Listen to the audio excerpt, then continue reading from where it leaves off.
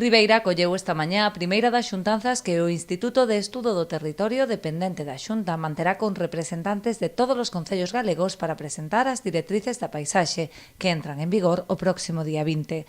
Ademais, o director do Instituto e do alcalde ribeirense asistiron á reunión o delegado provincial da Xunta na Coruña, Gonzalo Trenor, e o rexedor de Porto do Son, Luís Oujo.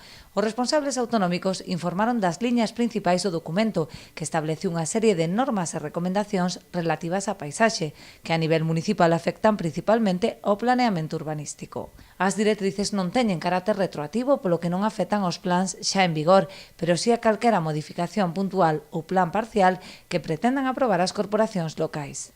O feito de que cando menos teñamos a información para poder adecuar as nosas normativas, reglamentos e tamén para intentar que se fagan o mellor posible as cousas, pois creo que este tipo de reunións son moi importantes.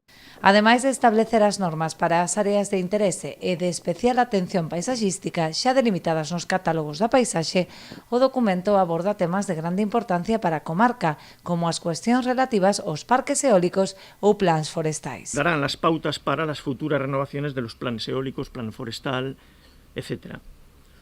Unas directrices que son exclusivamente para suelo rústico, para cualquier no edificación, porque no sería el caso, pero sí cualquier construcción en suelo rústico, y después aquellas directrices para actuaciones y elementos que forman nuestro paisaje.